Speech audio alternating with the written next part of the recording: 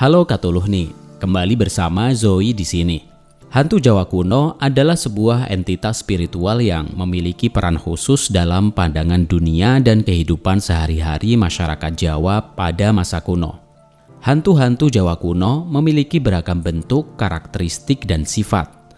Mereka bisa dianggap sebagai pelindung, pemberi petunjuk, atau bahkan ancaman yang harus dihindari.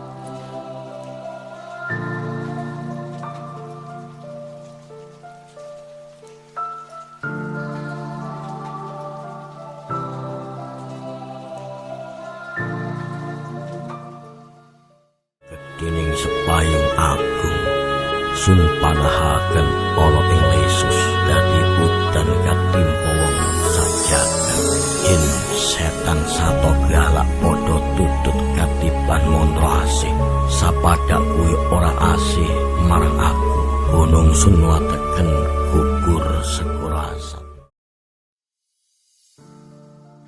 Beberapa hantu dianggap sebagai wujud arwah leluhur yang dipuja. Sementara yang lain memiliki karakteristik yang lebih menakutkan seperti menyebabkan penyakit atau bencana. Hantu-hantu Jawa kuno juga terkadang digunakan sebagai alat legitimasi oleh penguasa atau raja. Masyarakat percaya bahwa melanggar perintah raja akan menarik kutukan atau hukuman dari hantu-hantu tersebut. Ini merupakan contoh bagaimana hantu-hantu dapat digunakan sebagai alat kontrol sosial dalam konteks masyarakat pada saat itu.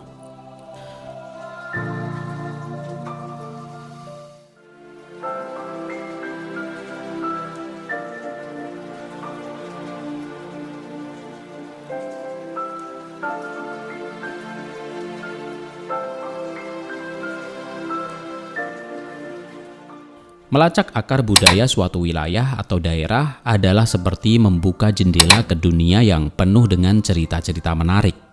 Nah, dalam perjalanan ini kita memperoleh wawasan yang memungkinkan kita menganalisis ragam budaya yang tengah berkembang di kalangan masyarakat pada zamannya. Zaman Jawa kuno menghidupkan kisah-kisah yang tak terduga tentang makhluk halus yang hampir lenyap dari ingatan kita. Sekarang mari kita merenung, bagaimana mungkin kita belum pernah mendengar banyak tentang nama-nama hantu yang menjadi bagian dari masa lalu.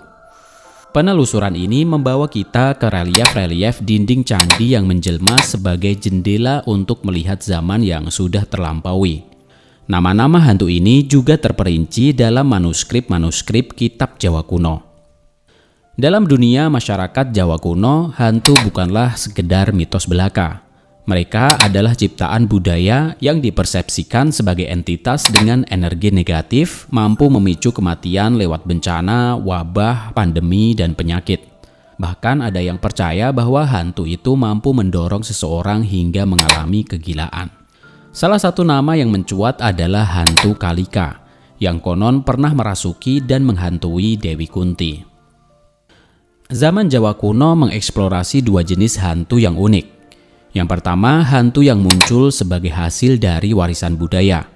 Misalnya hantu yang timbul dari praktek yoga Batara Guru dan Dewi Uma. Yang kedua, hantu yang lahir dari manusia yang terkena kutukan, tetapi kemudian setelah diruat atau dibersihkan dapat kembali menjadi manusia yang normal. Contoh nyata termasuk Batari Durga dan pasukannya yang berubah menjadi manusia setelah menjalani proses ruat oleh Sadewa. Nah, pentingnya hantu dalam masyarakat Jawa kuno itu tidak bisa diremehkan. Mereka bukan hanya sekedar cerita menakutkan, tetapi juga menjadi alat legitimasi bagi keputusan raja. Kehadiran hantu melambangkan kekuatan magis yang mampu menghukum mereka yang melanggar perintah raja. Oleh karena itu, menaatinya adalah satu-satunya cara untuk menghindari kemungkinan kutukan yang mengerikan. Dalam naskah Kakawin Sena, kita menemukan beberapa nama hantu yang menguar dalam ingatan. Buto Dengen dengan penampilannya yang tak berdaya seperti burung malam, Banaspati, Kamangmang, dan Badalungan dengan kepala berapi. Ada pula hantu-hantu seperti Tengis, Tetekan, dan Tongtongsot yang membayangkan potongan-potongan tubuh manusia. Namun dalam perjalanan waktu, nama-nama hantu itu tidak lagi hanya berdiam dalam cerita-cerita kuno. Zaman modern membawa perubahan istilah yang lebih akrab di telinga kita. Ada jin, hantu suster ngesot, kuntilanak, gendruwo, tuyul, sundel bolong, dan masih banyak lagi. Ini adalah bukti perubahan budaya yang terus berlangsung, mengadaptasi mitos masa lalu ke dalam konteks zaman yang baru.